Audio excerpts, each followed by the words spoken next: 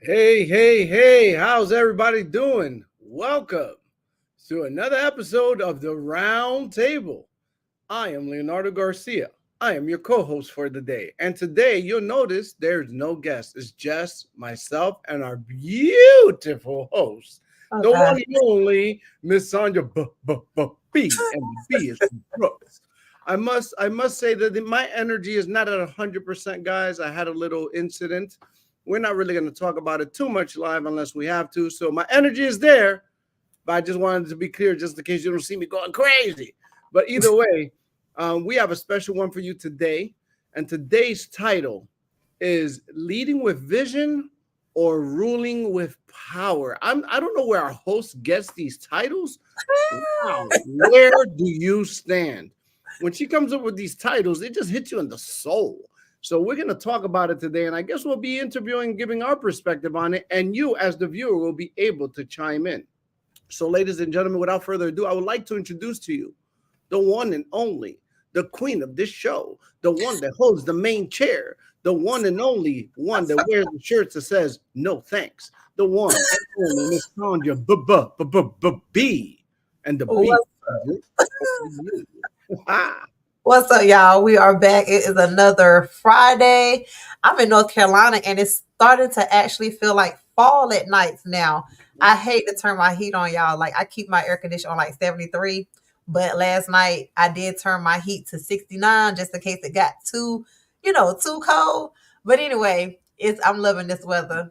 But yeah, I see the shirt say no thanks. I did a video the other day about, it's okay to walk away. And you can politely just say no thanks to whatever it is that is not working for you. So, get rid of negative vibes, y'all. But tonight we're going to be talking about leadership. And I got some questions, that I be fishing on social medias and I be pulling from what people be talking about and just putting together some questions that I feel like was embarked the conversation. And of course, if you're watching, go ahead and drop where you're watching from so we can shout you out. And if you have not hit that subscribe button, go ahead and hit it.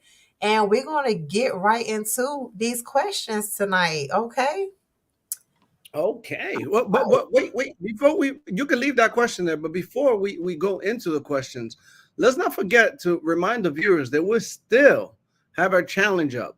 We still looking for some of you that want to come up here and represent your IMO, your agency, and really put it on the forefront. Let's hear it. Most of you are in recruiting mode. I already know Right. it's the fourth quarter. This is your Right. chance to come and put it out here, whether people are live watching or they're going to watch the playback. But either way, you get a chance to really use the platform to let people know what you're all about. So I want to make sure we put that out there. And it's easy. Join the roundtable.info@gmail.com. You know I'm cheating because I would have not memorized that if she didn't put the banner down. Yeah, so y'all make sure if y'all have not well, we got plenty of ways to reach out to us. If y'all following us on social media, y'all can inbox us or send us an email and we'll get back to you. And I know y'all recruiting because y'all been in my inbox. I had a guy call me today from Threads. Like, okay, I'm not looking, but hey, I'm always open if you got a good opportunity. So I'm open to hearing you out. Hold on, we got a comment. Who says something? Philly in I, the house. Hey, Jacqueline. I And got Leo, hit up. I From appreciate you for somebody. still being up here tonight. Cause like he said, he was in a car accident and I've been in quite a few. Y'all know me, I've been in some. So if I was in one, I wouldn't have been up here tonight. I would have had to cancel or whatever. But I appreciate you. So Thank you. we I was go T-boned. Right on my driver's side. Can't really show you guys. I have tape on my back and on my shoulder holding me promptly. So like bungee cord, if I turn too much, it brings me back. So, but right. yeah, thinking a little. I think faster than I can speak, but I got it together. I'm ready for it tonight. This topic and this show just means that much to me. You know, I'm ready to go. Let's attack these questions, Gwen. And one more thing before we get into it, I just want y'all to know that, Florida is in my prayers. So is Western North Carolina, because this week has been devastating. And my heart and love and my prayers go out to you and your families. Yeah, so I definitely wanted to address that. Thank God, we're safe, but a lot of people really lost a lot. So Yeah. just keep those people in y'all prayers. Yeah, you Okay, driving around here, Florida, you see it. I mean, the roads are clear in Orlando where I'm at, but there's parts of Orlando that a lot of damage, a lot of damage. right. And we got a lot of, I mean, other than Leo, we got a lot of business partners down there in the Florida area as well. So waking up the next morning, hoping that nobody did not show up to the group chats, it's scary. So I just thank God for not letting that storm be even worse, than it was. What's up to Kira from New Jersey? Jersey in the house. All right, y'all. So tonight we're talking about leadership. So let's get into our first question. All right. Do you think leaders are born or made? Mm, mm, mm, mm. Well, I'll give you my perspective. I always said leaders, or it used to be like kings are born, not made. But I believe that leadership is a skill that can be learned, not by all. I do think that there are a lot of leaders that are naturally born that way. You could see them in the playgrounds nowadays. When you see kids playing in the playgrounds, you see who everybody's following. If a kid is doing something and everybody's following him, he just got a natural, innate um, something about him that makes people want to follow him. And some people,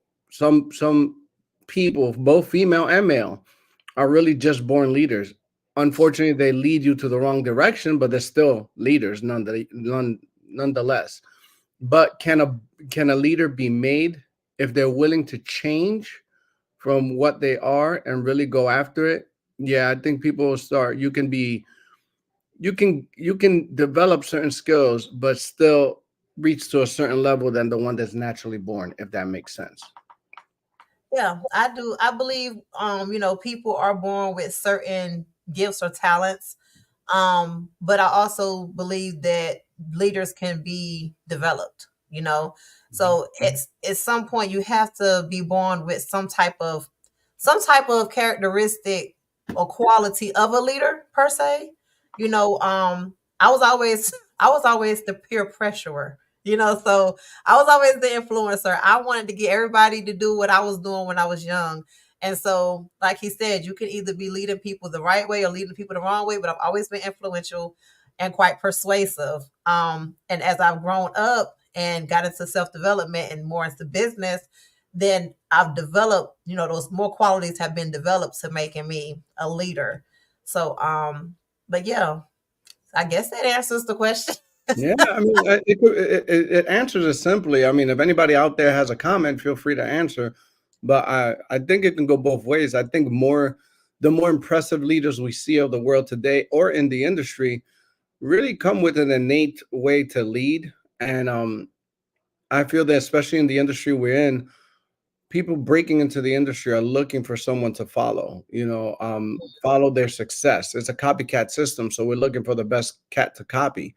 So I feel that, most of them most agents come in looking for a leader and they're there. So we don't know how they got there, but those people that are coming in, they have something, a seed in them, and that seed blossoms and turns them into a leader. Some people are just meant to follow. I mean, you got to have both in this world. You can't, it's like if everybody was an entrepreneur, the world would not be the same. If everybody was a leader, what would be the world? You need chiefs and Indians. So Right, right.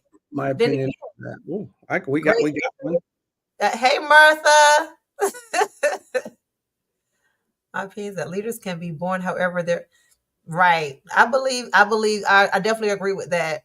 Yeah. But to what you were saying, Leo, also a great leader still has to know how to follow, you know? So it's like good leaders are good followers because it's always going to be, everybody's following somebody, you know, Well, whether that person knows it or I got something to add to that. Great leadership also requires you to know that you're not always right. Oh, but You hey, hold on. know, Let's get through the sometimes question. sometimes leadership comes sometimes leadership comes with ego. And unfortunately, even the great ones come with an ego, and it's hard to put that ego down. So in order to be a great leader, I think that ego has to be able to to surrender sometimes, because we all learn. I've learned more from agents than I've learned from people that have been here. So, Right. you know, Right. a true leader. Oh, there you go. So Miss Mirtha is on point. A I true see, look, leader. you're going through all the Yes, questions. sir. So let's go to the next one before we get too crazy. Must prepare to serve. That's exactly right. All right. So the next question. What do you think is the biggest misconception people have about what it means to be a good leader? Mm, You I first, think though. the biggest misconception, people think that they have to have a lot of people following them. I don't think the number of people that follows you is what determines your skills of leadership. Because a lot of people can have a lot of people following them, but what are they actually doing? I guess that kind of goes deeper into what does it mean to follow. Like people got fans, people could know a lot of people can be very influential, but of all the people that are following you or all the people that you are influencing, what are they doing? That you actually help them do. If that makes sense, what I'm trying to Yep. say. I understand the followers don't make a difference to me. Miss Mirtha is stealing my thunder today. She got me on another one. You might as well come up on the show that leaders know everything. I think that's the biggest misconception. I think one of the biggest misconceptions that leaders know everything, and that's why I said ego has to be put down. Because what I think makes a good leader is someone who can take it from every angle, right, and still Right. process something that has value. Right. They're able to see value in dirt. They're able to see value in someone that's not good enough. They're able to see value, and they're able to see something in you that you can't even see in yourself. And that's when that leader can pour into you. That's what I think. I think that's a major quality in leadership. So I think the misconception is that when you go to a leader, you always want them to have the answer, like they're supposed to, like, hey, how do you do this, or what do I do about this, and they tell you I don't know. You start to question their leadership. I don't think that's Leaders are great delegators. They know how to find what they're weak in and find that person that can do what they can't do in order for it to be Right. done, and then pour into them so they could do that at a magnificent level. That's what I feel part of leadership is: delegation. I agree. That is like I've known great leaders, like you said. This hold on. That's true. Okay. Yeah, I've known a lot of leaders that are leaders because of titles or positions. Somebody could be a manager, somebody could be a supervisor, somebody could be a boss. But again, what is the impact that you're having on those people that are under that leadership? Because that's what says a lot to me about the leadership. What's up, Mrs. Tag from Delaware? Let's see, Takira. I think the biggest misconception is that they know everything and that they have to be very successful. Right. I mean, it's a lot of people. There's a lot of leaders that's being developed, or being overlooked because again, they don't have the masses or they don't have the lifestyle. But I think a true leader is it's within. Or the And platform. They don't even have the platform. Great. You know what? The best thing and the worst thing that we've ever gotten in our generation is the internet. Because there's yes, a lot of leaders out there that did not have a platform, and they just had to create their platform to be heard. And people got to really see who they are as leaders. I mean, the internet has changed a lot of lives because they are natural born leaders that people will not put on their platform because, one, they might outshine them. Two, there'll be more competition. So when you got this era where people can just pop up and do what they, put out there and see who's going to follow and listen, you'll see there's a lot of people that are really, really making this, like showing their leadership, and not only coming up but showing out because they're natural born leaders, and now they can make their own light to shine. right. Do Hmm. you think leadership is more about influence or control? Just talk a little bit about that. How can leaders avoid crossing the line between the two? I think it's more about control. I mean, more about influencing, but unfortunately, it comes off as control. It should be more about influence. You should be an influence, and it's hard because a lot of leaders lead with "do as I say, not as I do." Mm, That's unfortunate. That's just part of the, I guess, game, if you would. But it should be more about influence as opposed to control. But I think when you don't have control, when you haven't had control or been given or put in a place of having control, right? It's the Napoleon concept. You know, you get to a point of control and now you misuse your influence and use it as control. Mm. And that's where I think that a lot of leadership goes wrong. How can leaders avoid this? This is something that we actually talk about a lot in our business. Is surround yourself around the right people so you could always be in the right headspace. Because they say money corrupts people, and I don't believe that. What I think it does is that it brings out who you really are. It's the same concept with leadership. When someone is given the position of leadership, that inner person who they really are really comes out. So if they're cruel and want to control, that's who they're going to be, a cruel and controlling person. That happens in relationships, male and female. Oh, they're so nice. And then the woman submits. And now the guy goes crazy because now he has too much control. He never had control before. So it's that kind of thing. So that's the way I see it. It should be influence. And unfortunately, with leadership, some people misuse it and misplace it and ends up being control. Right. And Martha, you got no, you should just been up here tonight, boo. Yeah, I'm glad I said it before you did, but yeah, self-development.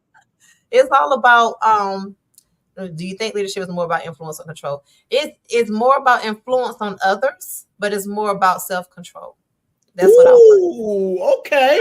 Control being, not about controlling people, but it is using your, being self-controlled enough to influence others without being bossy, because that's the word. That's a fine line. That's a fine line. Very fine line. That's a very fine line. Sometimes you have to skate on the bossy side. You do. And without even being bossy, it's about setting lines, setting boundaries, setting expectations, for the people that you're working with or working for, or those that's working for you. There should be guidelines so everybody understands what's expected. She said leaders should have a coach of their own to keep them grounded. Exactly. That goes into, self-development, reading books. Who are you following? Putting your foot down. Like they're standing on business. Okay. That's what everybody's saying. Oh, I know she's listening, you see? Or are you letting the business walk over you? So you have to be firm and confident in your position and in your ability to influence. And like I said earlier, if it ain't working, no thanks. You got to go, or I got to go. I'm not gonna argue with you, okay? I'm not. But yeah, it's a fine line, but it comes from, like I said, self-control. You have to know how. Some people don't need that type of authority. Like you said, when you get in positions, you feel like you can do what you want to do. People make money. Now I can afford to be the a-hole that I really been deep down inside. Same thing with drinking. Drinking don't make people act different. It shows their true colors. And then they got to go back and apologize for stuff because, they was drunk. So we just got to it's about self-control. I like that. I like that you said that. Influence, but about self-control. Oh, we got one here. Okay, Leaders have to ask themselves, would I follow me? Yes. That's a hard one. You do have to ask yourself that, but when depending what kind of ego, again, you have, most of the time the answer is going to be yes, because you're looking at only the good parts. It's hard to take self-assessment. That's where I come off with that one. Like, it's hard to be a complete, like, take all your self-assessment and say, okay, I would follow this, but not that. I think, and here's another thing. When it comes to leadership, when you follow someone, you don't have to follow every step they make. I feel that you have to take the things that make you better from them. Like, I grew up not knowing my dad, right? Not really. I didn't really have a relationship with my dad. So my mom couldn't teach me how to really be a man. She taught me how to not mistreat a woman, right? But as I met men in my life, I've taken qualities and strip them and put them on this make-believe man and say that's what a man is, So you could take parts from people. You don't have to take the whole person. We're unique. We're unique in this world. So take the qualities that you feel are going to make you better and then try to apply them to your life. I mean, that's what I do. I'm not always as successful as I should be. I am human, but that's how I see it when I look at a man. I try to take the best qualities I can that I feel that I can actually take, because some qualities are so profound and so far ahead of you that it takes a long time to get to that level. So, but you don't have to take everything from your leader.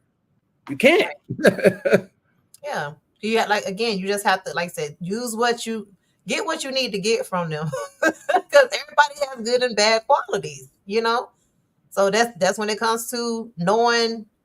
The more you know where you lack in leadership, the more that's how you know what to look for in a leader. So it does go back to, like you said, the self-assessment and getting assessed by other people. Like, they have little quizzes you can give yourself and answer those questions. But you got to be honest about it. You got to be honest. And if you can't do it, get somebody that knows you to answer those questions for you. But don't be mad when you see that. Okay, let me go on to the next question because Yeah, I'm yeah, yeah, yeah, yeah, yeah. You're about to get into therapy. about to get into something else. What's the difference between a strong leader and a boss who just uses authority? How can you tell them apart? Go ahead, That's girl. a good one because I was asked recently about, what was I learning from a certain person, that I was being mentored by. And I was like, I had to think about that. I'm like, are they really pouring into me, or are they just kind of like dangling this cup in front of my face? You know what I'm saying? Like, you have to, okay, so somebody that does a lot of talking and telling you how to do stuff, and maybe they're not really showing you, they're not walking their talk. At the end of the day, they walk around and just give orders. They tell you to do this, tell you to do that. They haven't really taken time to understand where you are mentally, because in order for you to really lead somebody, you have to understand their mindset, because that's where we got the different personalities. You cannot use the same strategy on a person like me and somebody that may be more timid. It's not going to work. You know what I'm saying? Like, there Mhm. are certain principles that can work clear across the board, but when it comes down to really leading somebody, you got to know who you're leading. Simple as that. And so that's how I can tell them apart. If you're not taking time to understand me and you do more talking at me, then you're being bossy. You're not leading me, because we have to talk. That that's We have where a lot that's of where comments. that's where I get it. That's where, when to answer this question, how I see it different is someone that bosses you around, meaning only tells you to do things, as Mhm. opposed to finding out where your mind is and working with you. If there's a lot of do this, do that, do this, do that demands, if they're a demanding I know person, to me, that's a boss. A boss Right, knows it all and is very demanding. right, Someone who is more of a leader is more gathering information and assessing the situation and then giving suggestions as opposed to demands. right. Does that make sense? I used a lot of Ishan words. Maybe this hit in the head helped out a little. I'm getting a little smarter. Right. Wow. Hey, Natasha. So But I think that's what it is. yeah, the You only can only be with a mentor that has a mentor, and that mentor has a mentor, and it keeps going down with more mentors, and then finally the last mentor. I gotcha. right. Let's see. We ready for the next question? That was deep. Oh, it Is it gets my turn to read or your turn? Mine. It's my turn. I think I answered that one first. Okay. Can a leader be successful while displaying bad leadership qualities, or does it always catch up with them in the end? Mm, mm, mm. I think a leader that is displaying bad leadership qualities could only be followed, but for so long. There is the law of the lid that comes into play with that. Because at the end of the day, a leader should always be enhancing anyway. You should just not surpass your leader. I mean, you can, but there's a law of the lid for a reason. The bad qualities of a person doesn't make them a bad leader. It's if they lead you wrongly. because that person can have the, there's many people that have drug habits in the world that were still good leaders and nobody even knew they had drug habits. I'm just giving you examples. I'm just, those aren't good habits. Well, the question is about bad leadership qualities, not bad, Well, in bad leadership qualities, I think they could, if they have bad leadership qualities, they could only be followed, but for so long, because at some point you're going to wake up. You don't know what's a bad leader when you're coming in and you pick a leader until you get smacked with the, oh, that was not good leadership. You really don't know, especially if you're entering a new industry. And this person's your leader, because obviously whoever brought you into the industry automatically becomes your leader at first. Doesn't mean they stay your leader. So at some point, you're like, yeah, this is not a good leader. Intuition and everything else that you're learning tells you, yeah, I'm not going to walk off a cliff with you because you're walking off a cliff. I'm not. You gotta go first. Like, did you walk off the cliff yet? Did you walk? Like, one of my favorite leaders and kings. For those of you that are watching that ever watched this movie 300, that's one of my favorite leaders and kings of all time. King Leonidas. You know why? Because King Leonidas was the king that ran into the crowd and then said charge. Most of the kings said charge, and then they were behind you. I want to follow the one that ran first, and then me running behind them like, where we going? Charge. Oh, okay, that's what we're doing. That's what Cheryl said. A good leader will get in the trenches with you. Yeah. Martha playing angel's advocate. Let's not get it twisted. There are leaders, mentors, and coaches. That's a great, that's good, Martha. But do you feel like a good leader should be able to mentor and coach? That's a whole different question, a whole different concept. If I go by what she said. But because my thing is, now we can have three, we can have a leader, and then we can have somebody else that mentors, and we can have someone else that coaches, because they are different. But I feel like a good leader should be able to mentor and coach. No. See, to me, a coach, if you put it the way Murtha said there, I can't agree with you, Sandra. I think coaches call plays and they're strategic. I think mentors keep you in line, and I think leaders should go first. So, I mean, they're doing it, and there you go, should provide the vision. Okay. I quickly shifted. Okay. Can there be special people that can do all three? Absolutely. Are they always? No. Okay. Well, I guess you have good leaders and then you have great leaders. So let's say a leader that's there's no top, because there's always levels to this, but there could be a great leader that could do all three. But I guess they don't necessarily have to be able to do all three. Daryl wrote something that's. I'm about to get the cue. Whoa. Okay, you guys should be on the show right now. You're not a good leader unless you have successors that show that you have steered them in the right direction. You know what? I agree with that 100%. I do agree that in order to be a good leader, you should have been able to birth or assist or be in the process of having a good leader. I think the number one thing in any system, any business, or in life, the best thing you have that proves that you did something good is duplication. Right. That's true, because we had touched on that earlier when we was asking about, it was one of the other questions, but yeah, it's all about where are you really showing these people how to do? Like, where are you leading them to? What are they learning from you? Murtha, MLK had a dream. I thought he offered, he had solutions. He didn't get to do them, but he had solutions. He did. His whole speech was saying how we should. Yeah. Okay. But that's a good quote. That's a quotable. That's a t-shirt comment. That's a t-shirt MLK comment. had a dream, not a solution. I said key. MLK had a dream, not the solution. You're right. But yeah, I agree. I definitely agree. A leader, because we even said that earlier too, a good leader knows how to delegate. So yeah, even in any organization, you have a leader, you have the CEO, you have the other positions under them, the managers that handles all of that stuff too. So you're right. Y'all right. All right. Oh, Jesus.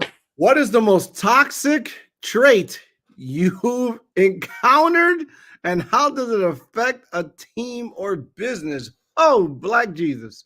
Oh, Jesus Christ. Yes, I go first on this one. Yeah, you do, because I read it.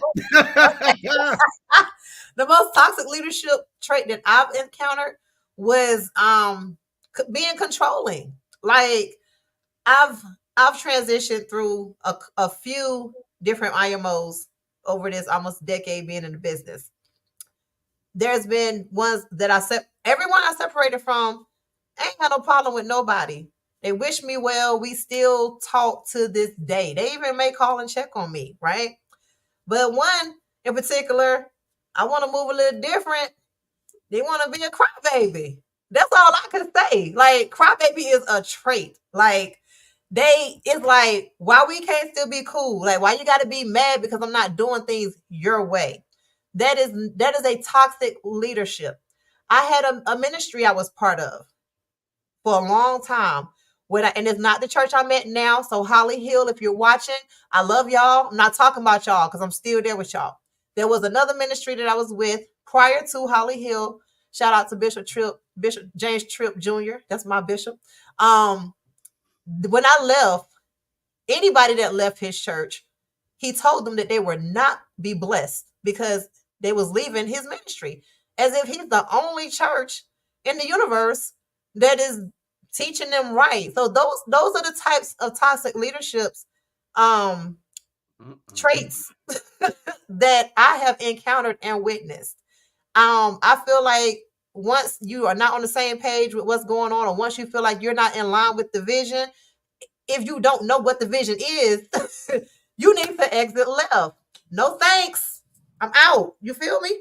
So that's toxic. You can't get mad when people don't do things your way, especially when you say you got so many people following you. Why you worry about me? I mean, let me go. We can still be cool. The door should always be open for me to leave because I gave you notice. Just like with any job, if you give notice, you should be able to come back. But yeah, that goes back to self-control. Keep your feelings out of stuff. Run your business based off of your business guidelines. Keep your feelings out of it. And go ahead and recruit my replacement. We're That's all replaceable. Oh, and how does it affect the team or business? When everybody running the other way?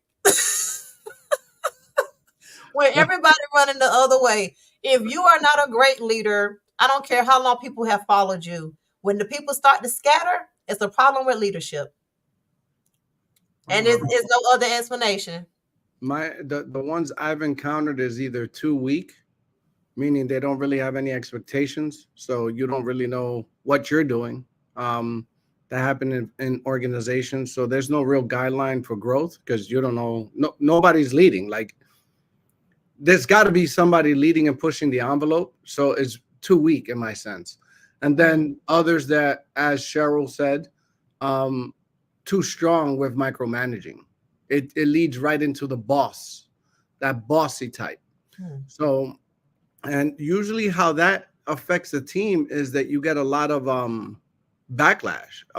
You have a play, you have an idea, and guess what? It could be a good one, but being that you're either too weak or too strong in the way you're micromanaging, nobody wants to follow the idea until somebody else brings it up. I don't know if I'm making sense, but I know it makes sense to me. I'm telling you, it's I love that you said ego, Martha. But it's basically too weak or too strong. That middle ground is that gray area when it comes to leadership. It's one of the major ones. Emotional management. I never heard that term. That makes sense too. I think that's more of along the lines of what you were saying, Sandra, that emotional management, where everything's good until you poke at the emotions. I've always been one to say that if I'm not the one that you want to follow or the one you want to be with, then you're welcome to go. I don't want nobody to feel like they're being held either. Would I want people to go? Absolutely not. That's no person that has any type of following wants that, but sometimes unfortunately you don't meet that plan or their guidelines. So rather than it be toxic, because we all have emotions, rather than it be toxic, you got to understand where people are coming from. So that's actually I never heard emotional management. It's something new I learned. Why do bad leaders lie and are not honest? Well, the first part of this question answered the last part because they're bad leaders. They answered the question. Why do And bad then leaders lie? Because I mean, if they're lying about the movement, if they're lying about the movement, what I'll say is because they're afraid that you're not going to see the vision anymore. So if they're telling you about a vision and they see that the light is dim, they're going to lose. So rather than lose you, they try to cast a different vision as opposed to the vision that you started following. that's that manipulation and control. Because if you see a vision, what's so hard about sharing it with your team so that they can see the vision? And if they don't see the vision, then that's you have to accept that and let them go their separate way. That's like any relationship. If me and my ex, once we not on the same page, we gotta go left. I'm not gonna convince you to get back on my page, and you can't convince me to be back on your page. So we leave respectfully. So many people try to hold on to stuff that is trying to get out. Like when it comes down to leadership, leaders don't want to cut people off. Agents don't want to leave for whatever reason. My ex, he used to always say, "Oh, you got to just put your big girl panties on and make an executive decision." You have to forget everybody's feelings, and you have to figure out if it's working for you, if it makes sense to you, if you are in alignment with what's going on. Because if not, then it's just not the place for you. And so many people are afraid of rejection or afraid of how other people going to react to stuff. But I Well, got to a place. why don't you bring her up? She said, "Boy, I I'm about to want to send you. talk." I'm about to send you the invite link. I'm sending it via Telegram. But yeah, that's what I feel like people.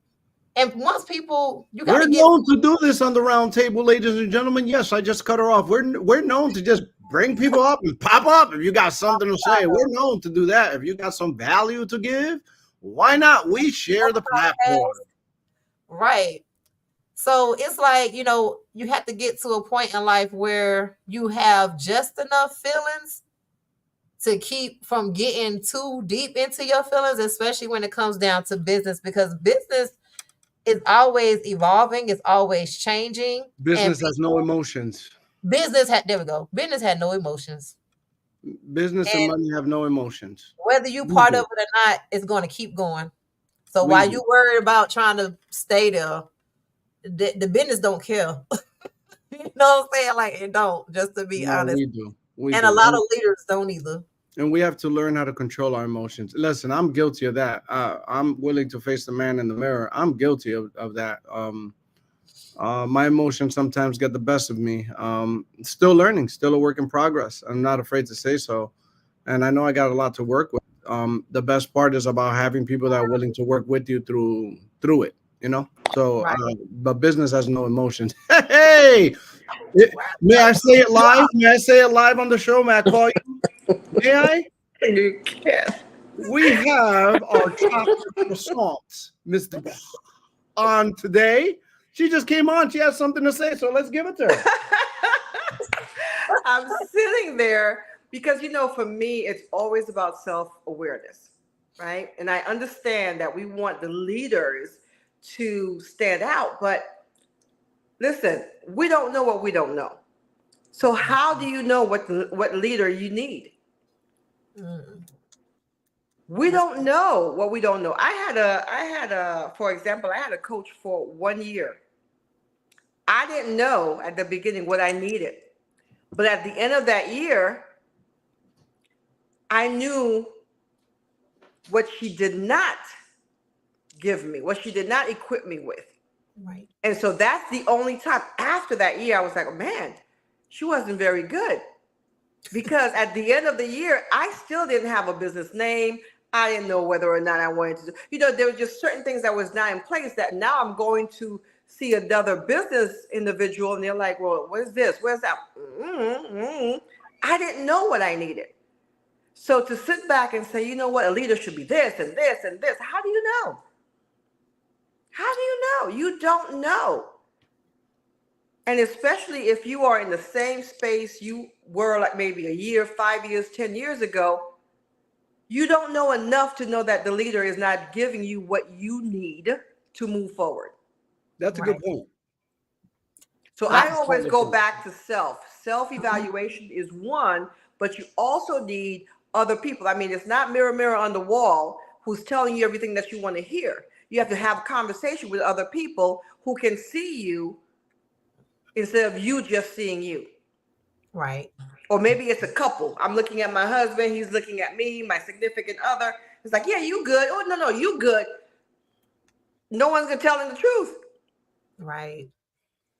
I agree. It definitely starts with self. And if you're not, again, meeting with that leader to assess, if y'all don't have a plan in place and goals set, then you don't have no way to see where you're going. So sometimes you're just meeting with this leader, just following this leader, and they're not taking you nowhere. And like you said, been with them for 6, 9, 12 months. You're like, well, dang, now you realize from that leader what you need in your next leader.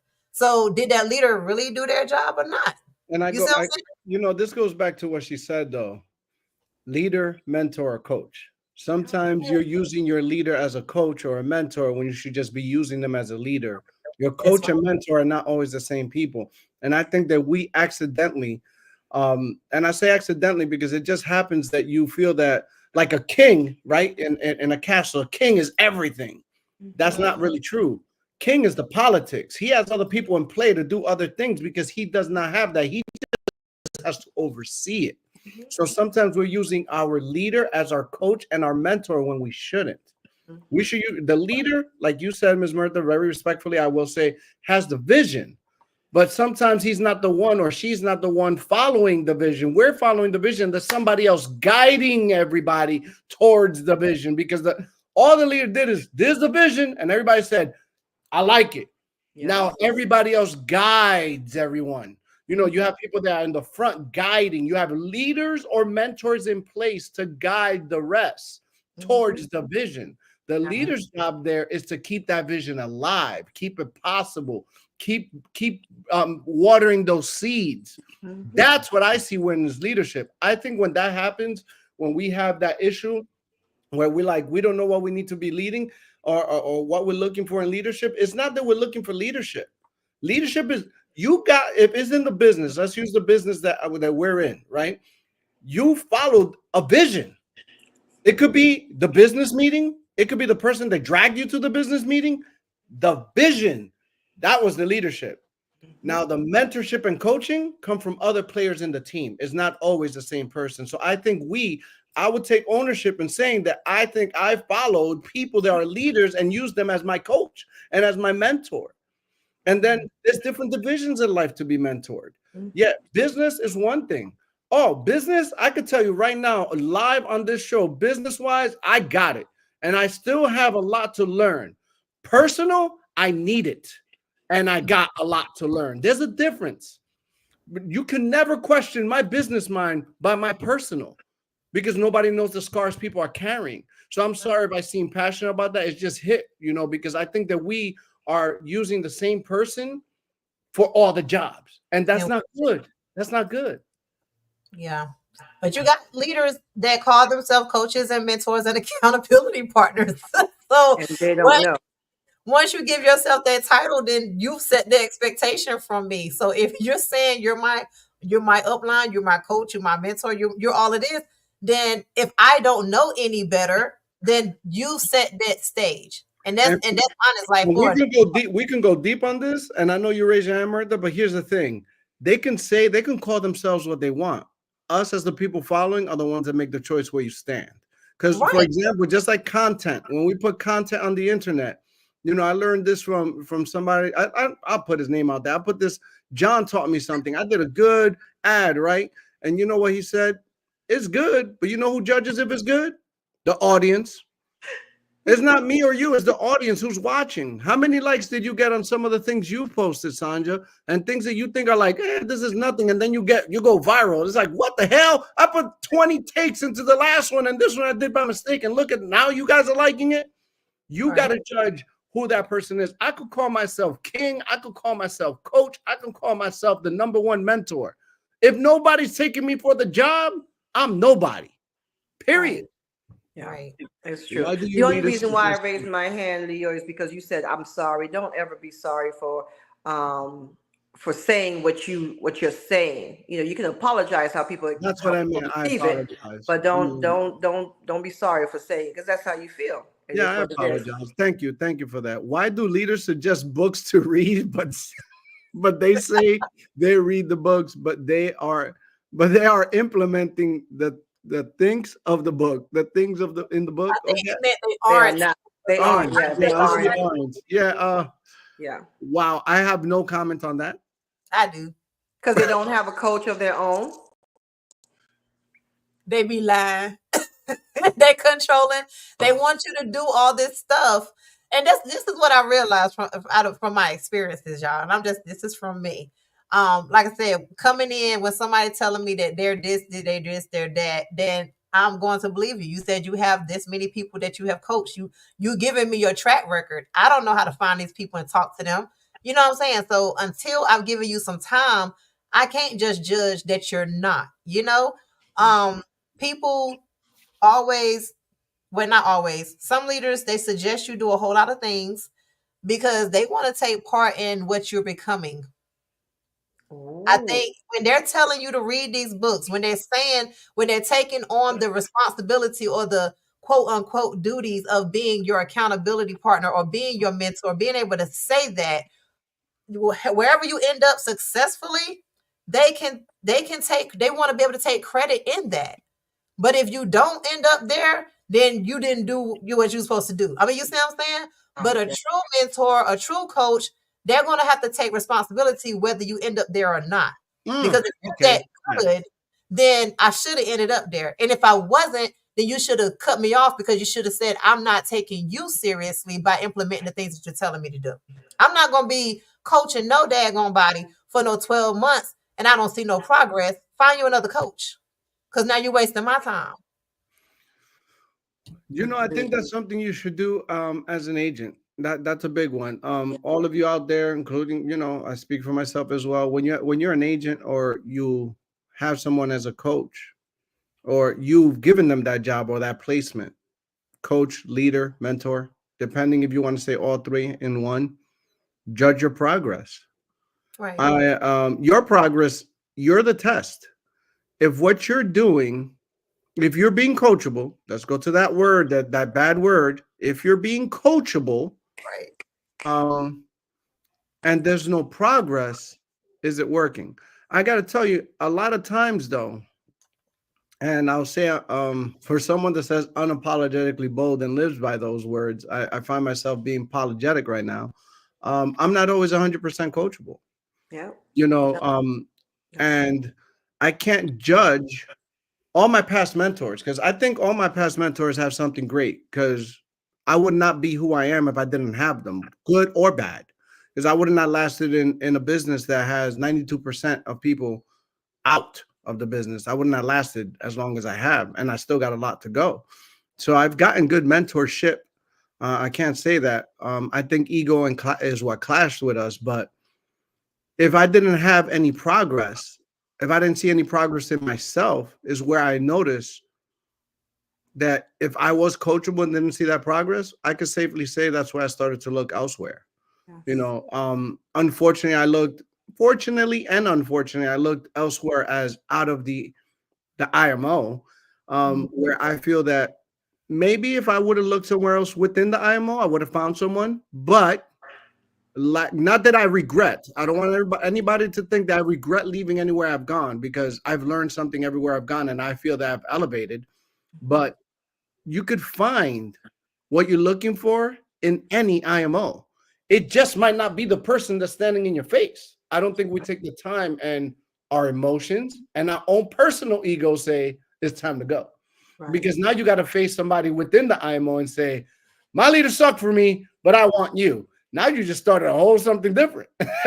So in your mind, you don't feel like doing that. And you just say the easiest thing to do is go. As you mature in the business, and you become a little more selfish, which my mom has told me lately, I need to become a little more selfish because I give so much of myself that I've never given myself to myself. And that's what's gotten me into a lot of trouble, by the way. But as you become more selfish and start thinking about you, I think that's when you're able to make that decision within and look, because you're happy where you're at. So you're willing to look within that same place. Make sense?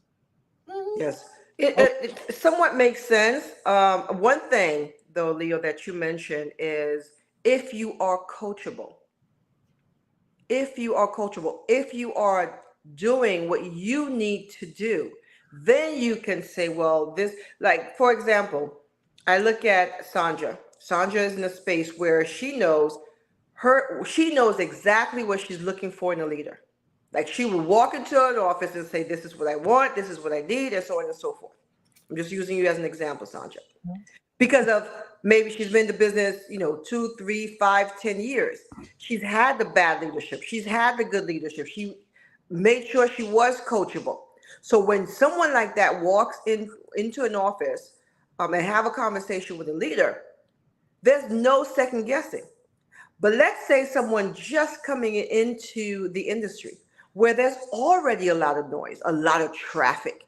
They don't understand. They know, like, you know what? Leo is my leader. I'm going to focus on Leo. It doesn't matter if Mirtha comes around, if Sandra comes around, if whoever comes around, because their only focus is on you. Now, whether or not you lead them properly, that's also on them, not so much on you. See, I look at the leader as just the person who is moving the how you call it, the change forward.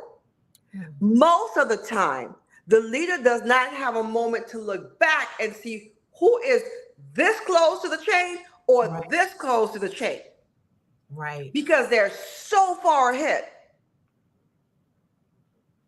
So when I look at a leader, yes, the leader should take a lot of responsibility, but so should the person who's calling that leader a leader.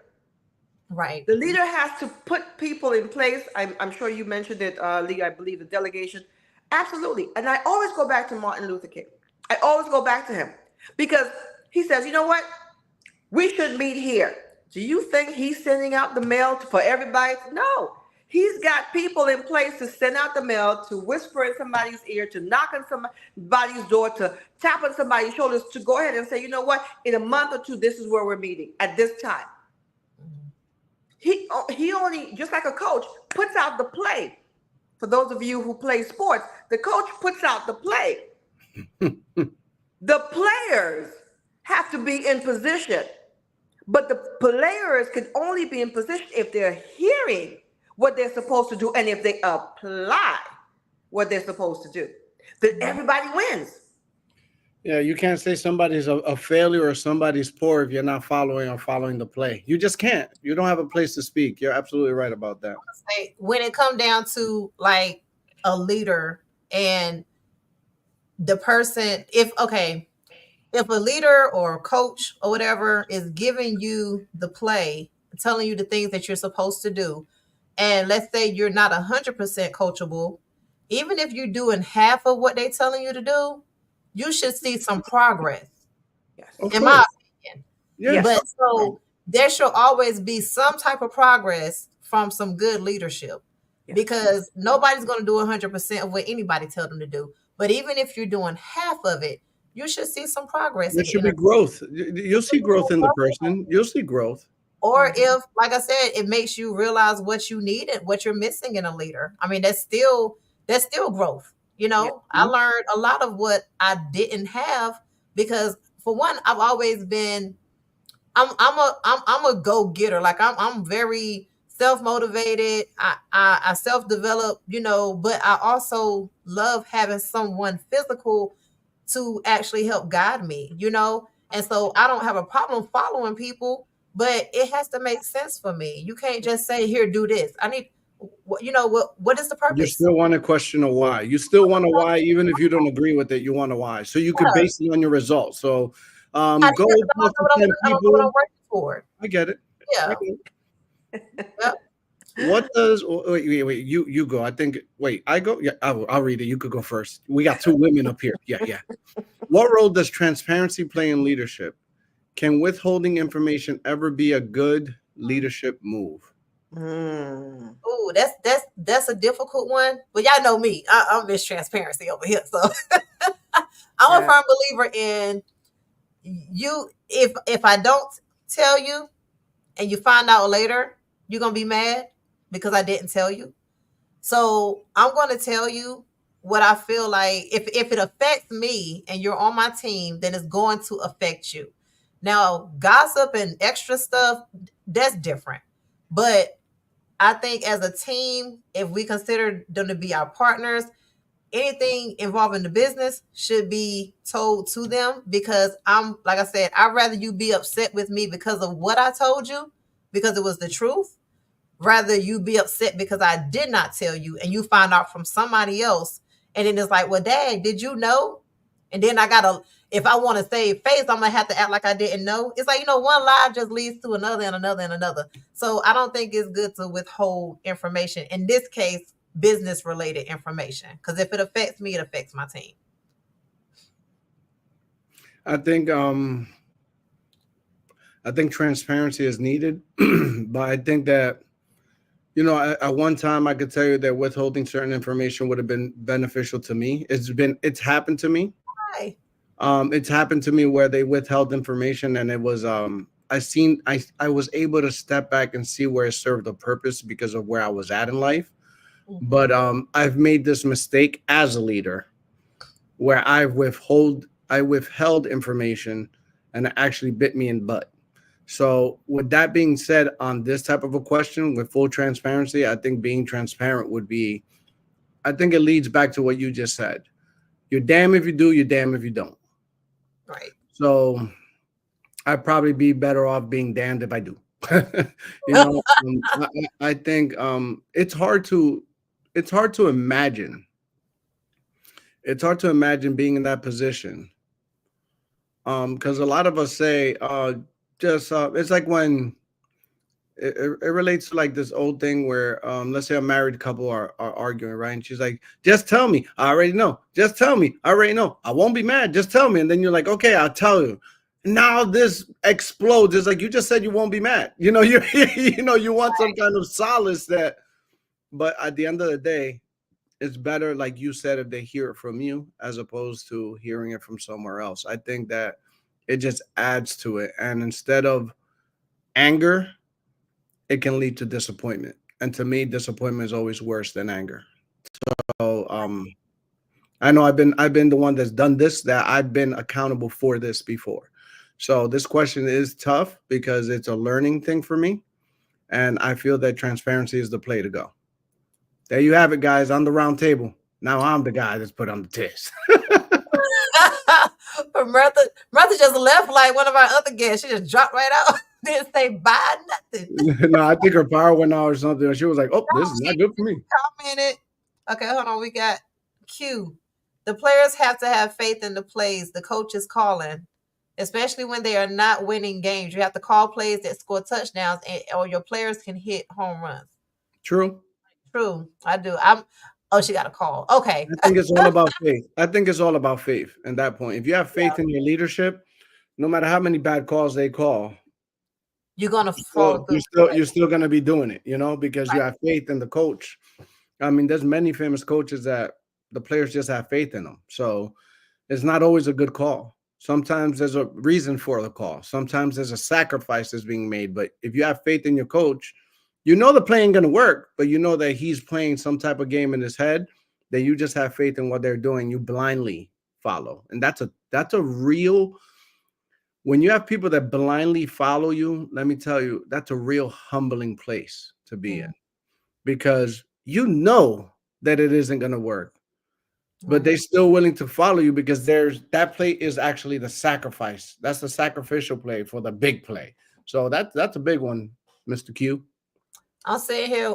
It's already 7:00, y'all, and we still got like 6 more questions. And I'm sitting here reading. Y'all see me looking away. I'm reading through them like, oh, which ones do I want to omit? And the last ones are so good.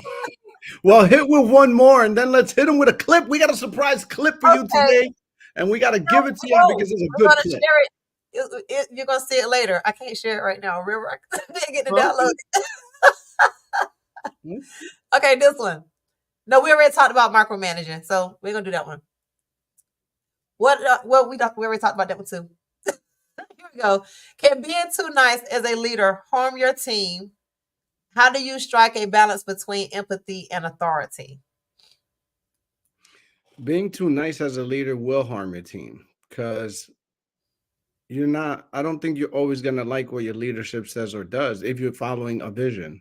Not every vision or every visionary is it goes back to what Q said. You got to have faith in that. So if you're too nice, if you're just nice all the time, it won't work in business. Like we said earlier, or I guess like I said, business doesn't have emotions. So being nice is sort of an emotional thing.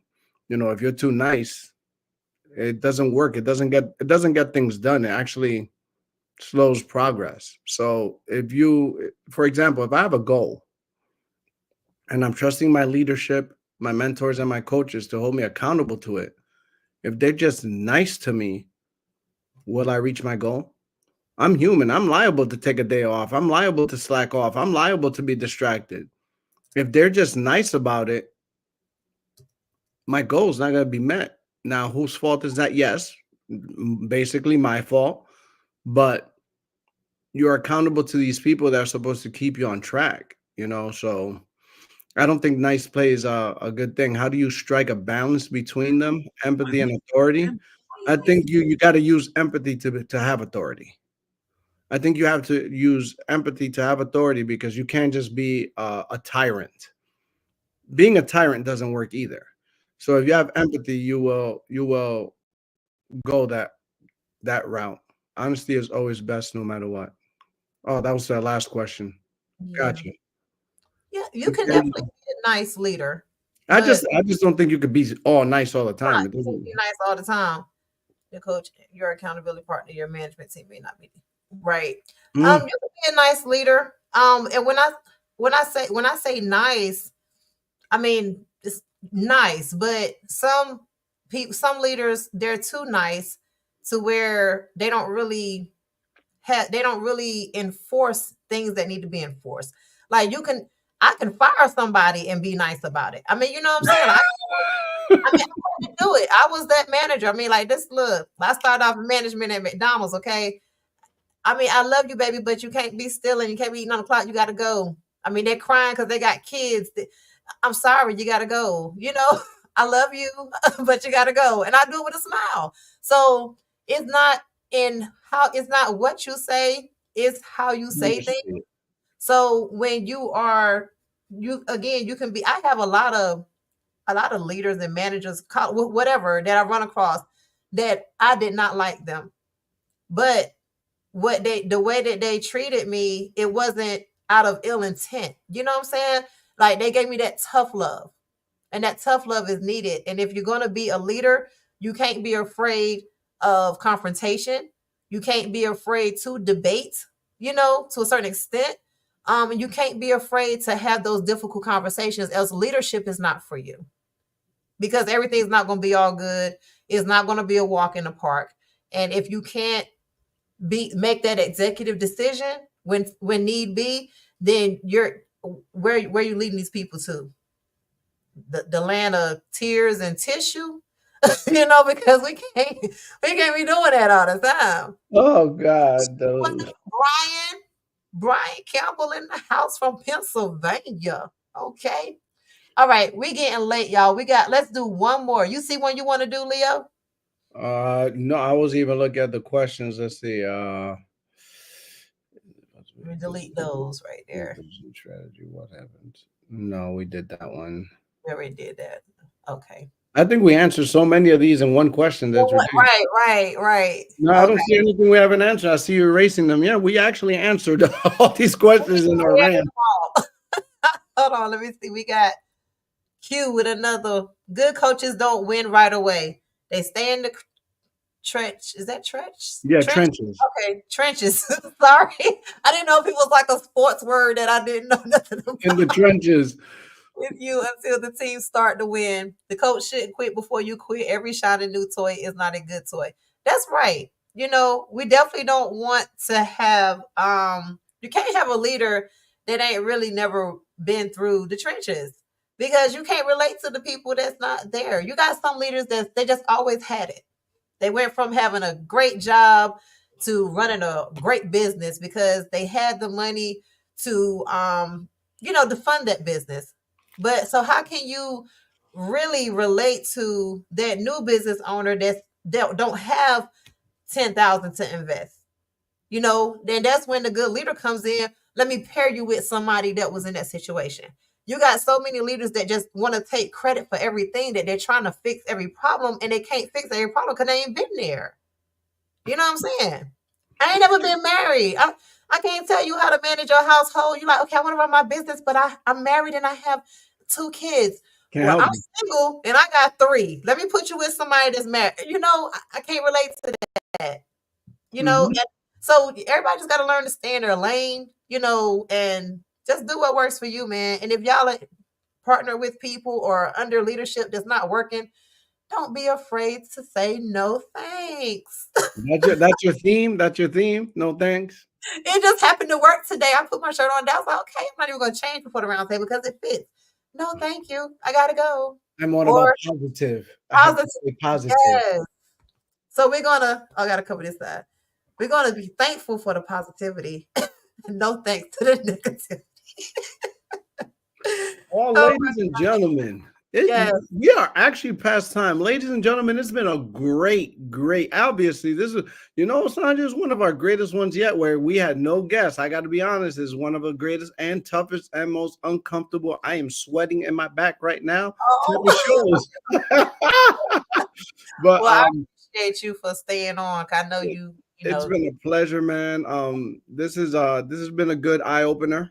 I think that this is going to help a lot of people. And sure as hell has helped me, just being on here. We're still on our hunt, guys, for 100 subscribers.